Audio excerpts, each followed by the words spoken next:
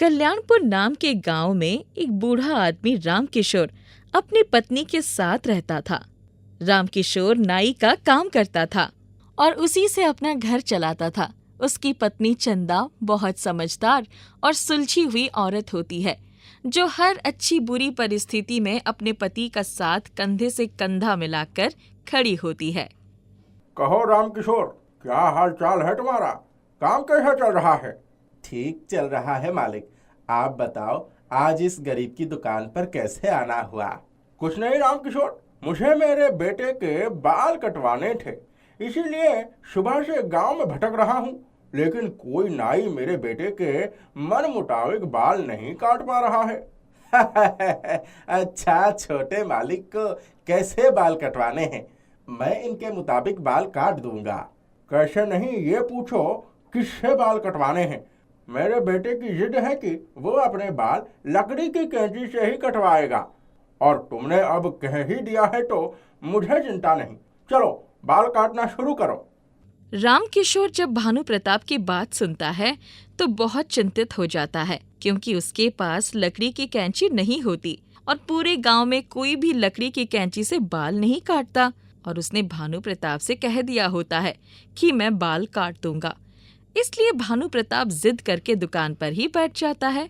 मालिक, मेरा दोस्त मेरी लकड़ी की कैंची अपने साथ ले गया है, इसीलिए मैं आज दूसरे गांव जाकर वो कैंची उससे वापस ले आऊंगा, और आप अगले हफ्ते छोटे मालिक को मेरे पास ले आना, तब मैं उनके बाल काट दूंगा। ये बात सुनकर भानु प्रताप खुश हो जाता है। वो जानता था कि किसी नाई के पास लकड़ी की कैंची नहीं होती है और रामकिशोर उसे झूठ बोल रहा है, इसलिए वो हंसकर कहता है, ठीक है रामकिशोर, तो मैं अगले हफ्ते आता हूँ, लेकिन याद रखना उस दिन तुम्हारा कोई बहाना नहीं चलेगा। रामकिशोर भानु प्रताप की बात मान लेता है। भानु प्रताप अपने बेटे को लेकर चला गया, लेकिन रामकिशोर अब परेशान होकर सोचने लगता है कि वो लकड़ी की कैंची कहाँ से लाएगा, और इसी टेंशन में वो दुकान पर सही से काम नहीं कर पाता और घर जल्दी ही आ जाता है। क्यों जी, क्या हुआ? आज आप बहुत परेशान लग रहे हो। नहीं नहीं, ऐसी कोई बात नहीं है, बस एक छोटी सी समस्या आ गई है, मुझे उसका हल नहीं मिल पा रहा है। आप मुझे बताइए, शायद मैं आपकी कोई मदद कर सकूं। अब रामकिशोर सारी बातें चंदा को बताता है। उसकी बातें सुनते ही चंदा को हंसी आ जाती है, और चंदा को हंसता देख रामकिशोर को बहुत गुस्सा आता है और वो उसे कहता है, तुमको शर्म नहीं आती?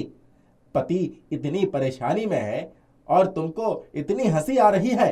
मुझे हंसी इसी बात से नहीं आ रही कि आप परेशान हो, बल्कि मैं तो ये सोच रही थी कि जमींदार के बेटे को अचानक ऐसा क्या हो गया कि उसे लकड़ी की कैंची से बाल कटवाना है। पंडित बनेगा क्या वो? रामकिशोर का मजाक करने का बिल्कुल मन नहीं होता, इसलिए वो चंदा की बात पर ध्यान ही नहीं देता और सोच में पड़ा रहता है। तभी चंदा को याद आता है कि चूल्हे के लिए लकड़ी खत्म हो गई है, और वो रामकिशोर को कुल्हाड़ी देकर जंगल से लकड़ी लाने को कहती है। जब ये आदमी लोहे के एक धागे से लकड़ी काट सकता है, तो मैं भी लकड़ी की कैंची खुद ही बना सकता हूँ। सुनो बेटा, मेरे बाल काट दो। महाराज, मेरे पास कैंची नहीं है, मैं घर जाकर कैंची लेकर आता हूँ, तब आपके बाल काटूंगा। बेटा, तुझे मेरे बाल नहीं काटने तो मत काट, झूठ क्यों बोलता है? तेरे थैले में लकड़ी की कैंची पड़ी तो है। बाबा की बात सुनकर रामकिशोर आश्चर्यचकित हो जाता है और बाबा के पैर पकड़ लेता है। तब बाबा उसी कैंची से अपने बाल कटवाता है, लेकिन उसके बाल उल्टे सीधे कट जाते हैं, जिसे देखकर बाबा को गुस्सा आई। अरे मूर्ख, तूने ये कैसे बाल काट दिए? रामकिशोर अब हाथ जोड़कर बाबा को जमींदार की सारी बात और अपनी परेशानी का कारण बता देता है। तब बाबा उसकी कैंची अपने हाथ में लेकर मंत्र पढ़ते हैं और वो कैंची एक जादुई कैंची बन जाती है।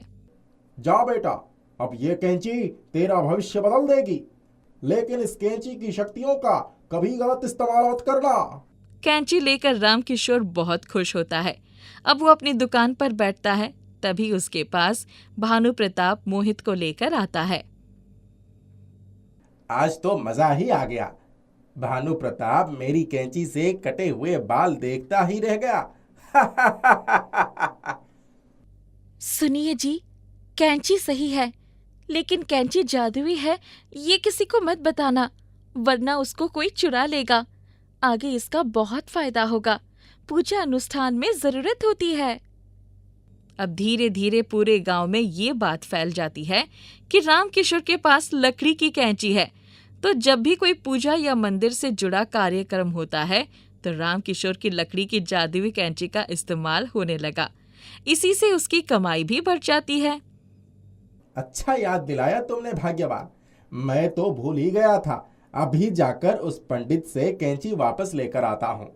रामकिशोर अब पंडित से कैंची लेने जाता है, लेकिन पंडित उसको ये कहकर मना कर देता है कि वो पहले कैंची दे चुका है। अब रामकिशोर बहुत ही परेशानी में आ जाता है, क्योंकि उसकी जादुई कैंची उसके पास नहीं होती है।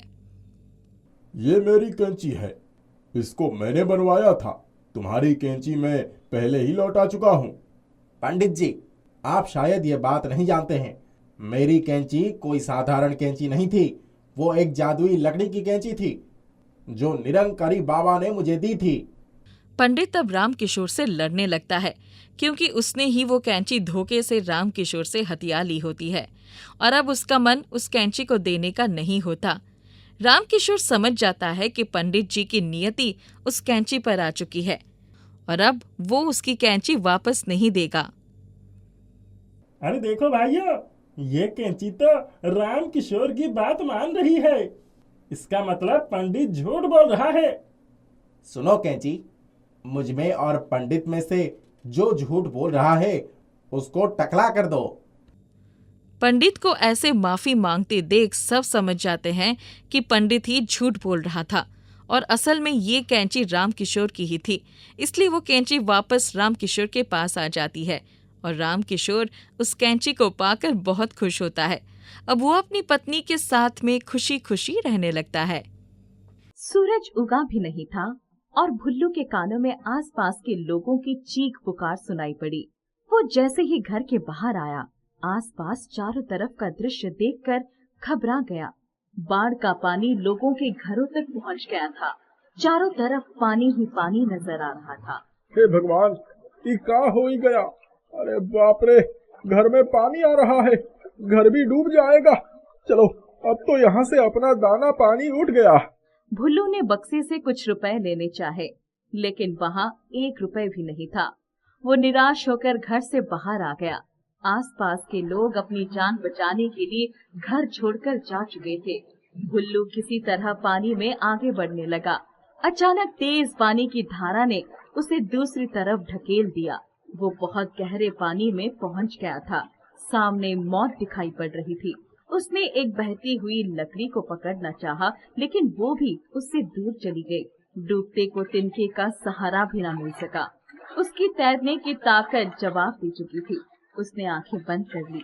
उसी समय उसे ऐसा लगा जैसे वो किसी से टकरा गया है। उसने आंखें खोली और देखा तो उसके समीप एक घोड़ा आ गया था।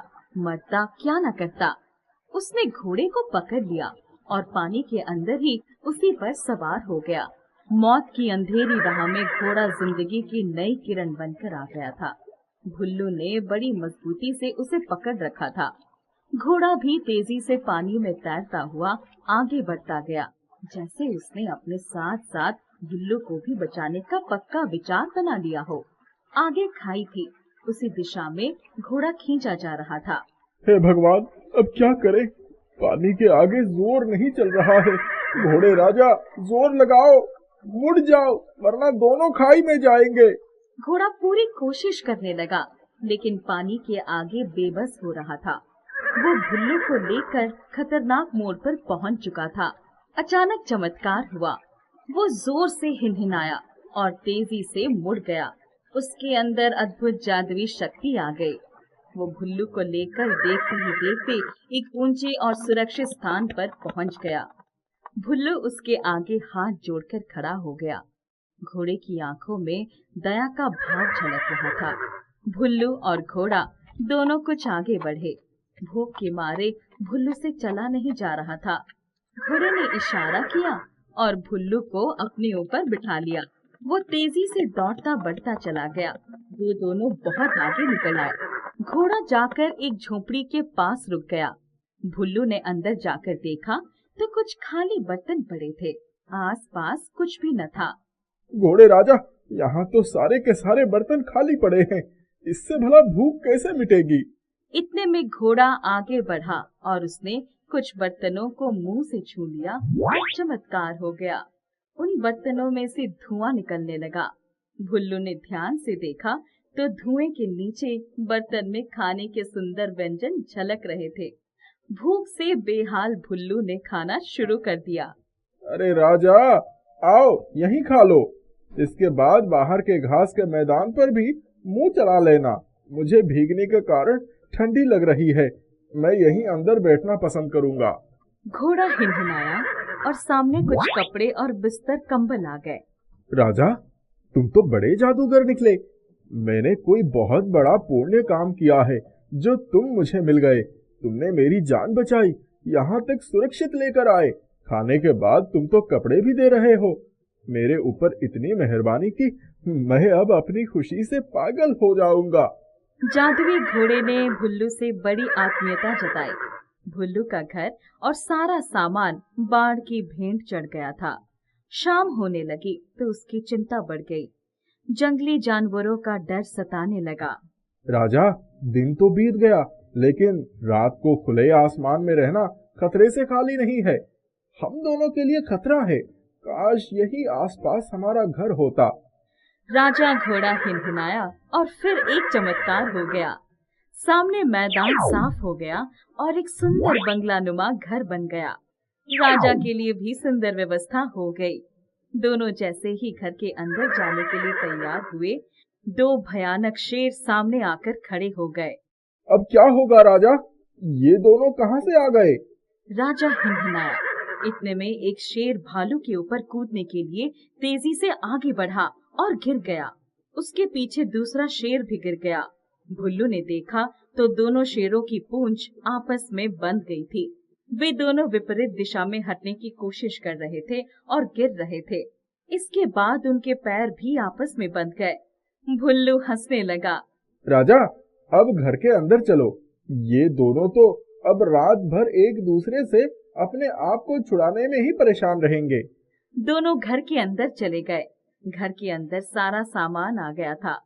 अब राजा की सुरक्षा में भुल्लू बड़े आनंद से रहने लगा था। उसने वहाँ अच्छी खेती बाड़ी शुरू कर दी थी। उसके पास धन दौलत भी आ गई थी। वो जहाँ भी जाता राजा उसके साथ ही रहता था। एक चीमा नाम का जादूगर एक दिन जंगल में आ गया। राजा को देखकर वो लालच में आ गया। उसे वो अपना बनाना चाहता था।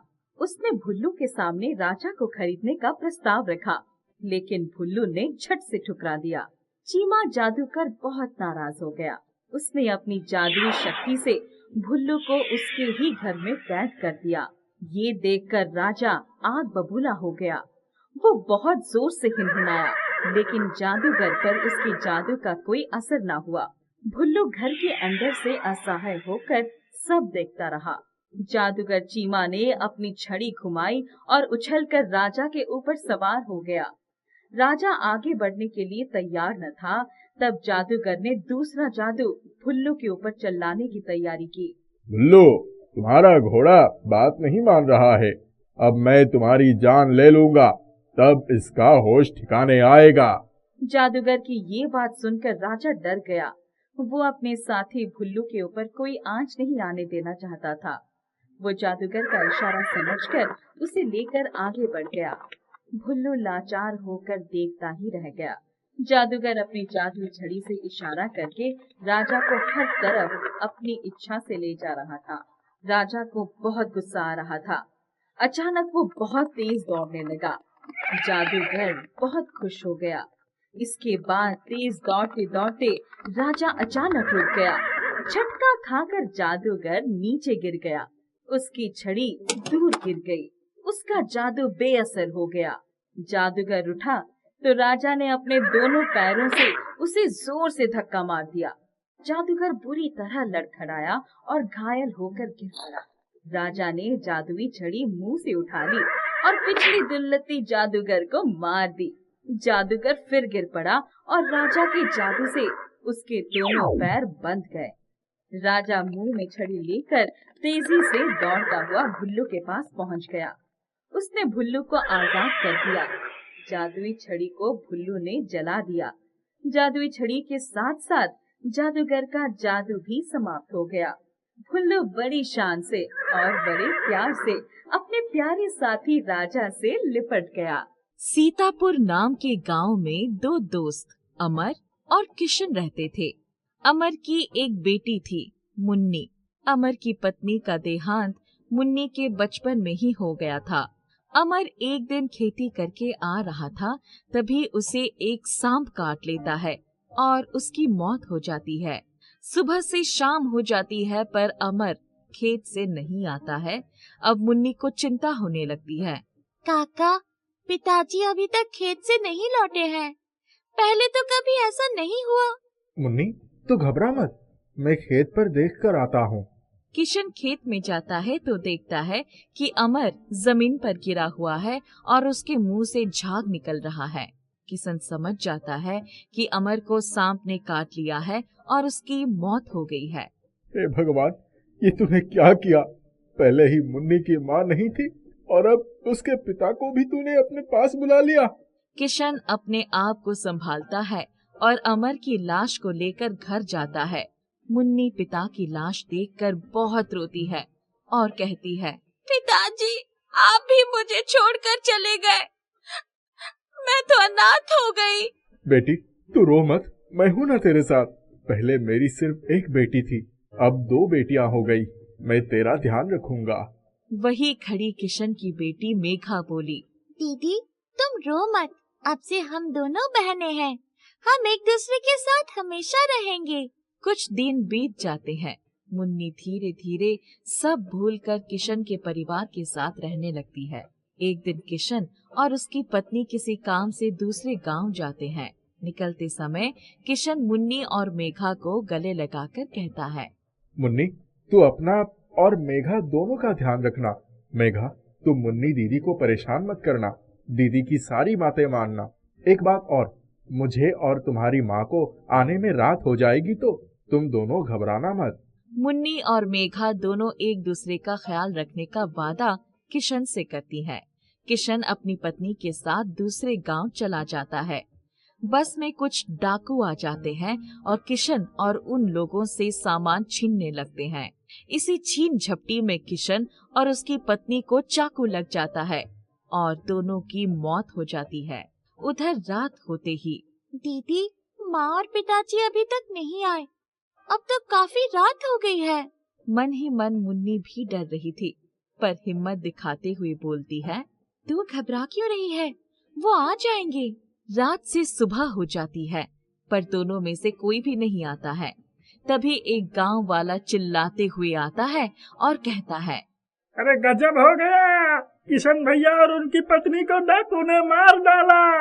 ये सुनकर तो दोनों बहनें जोर जोर से रोने लगी। तभी सामने पड़ोस में रहने वाली एक औरत आई और बोली, ये मुन्नी तो है ही मनहूस, पहले अपने माँ बाप को खा गई, अब बेचारी मेघा के माँ बाप को भी खा गई। तभी वहाँ खड़ी एक और औरत बोली, मैंने तो मना किया था किशन भैया को कि इस मुन्नी को अपने घर में ना रखें, पर उन्होंने मेरी बात नहीं मानी। अब खुद की बेटी भी अनाथ हो गई। अब दोनों बहनें अनाथ हो गई थी। कोई भी गांव वाला मुन्नी को गांव में काम नहीं देता है। गांव वाले मुन्नी को गांव से बाहर निकाल देते हैं। दोनों बहन गांव के बाहर आ जाती है। दोनों बहुत थक जाती है और कई दिनों से दोनों ने कुछ नहीं खाया था। दीदी, मुझे बहुत भूख लगी है।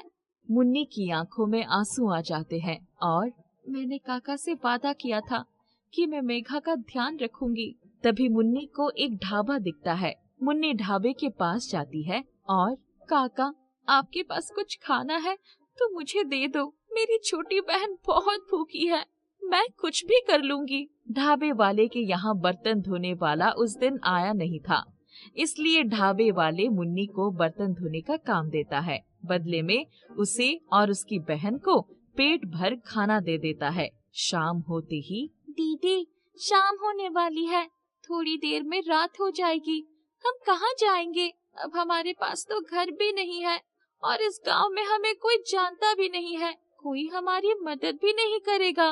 दोनों बहनों की बात ढाबे वाला सुन रहा था।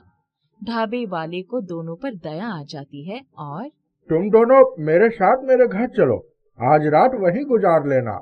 दोनों बहन ढाबे वाले के साथ उसके घर चली जाती है। अगली सुबह, काका, क्या आप मुझे कोई काम दे सकते हैं?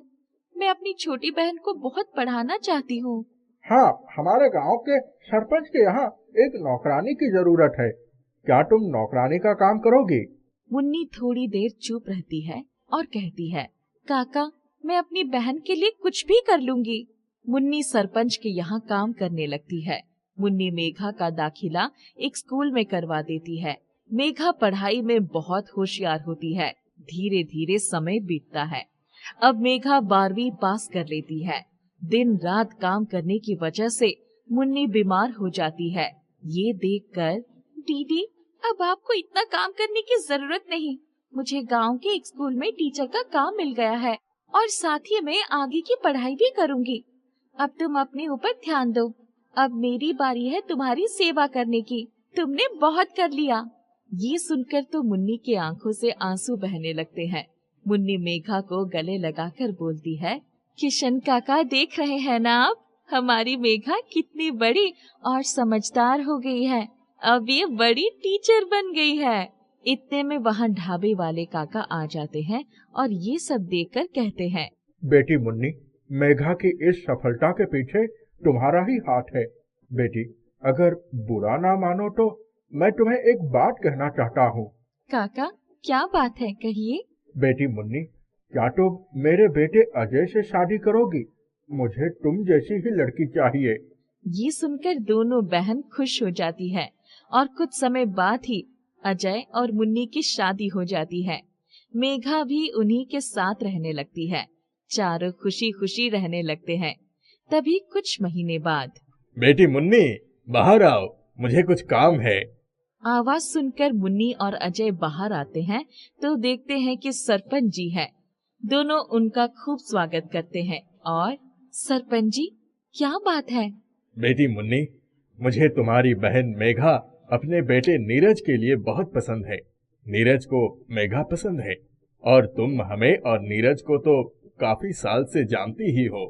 ये सुनकर तो मुन्नी को विश्वास ही नहीं होता अपने और अपनी बहन के नसीब पर। मुन्नी शादी के लिए हाँ कर देती है। कुछ ही दिनों में मेघा की शादी नीरज से हो जाती है।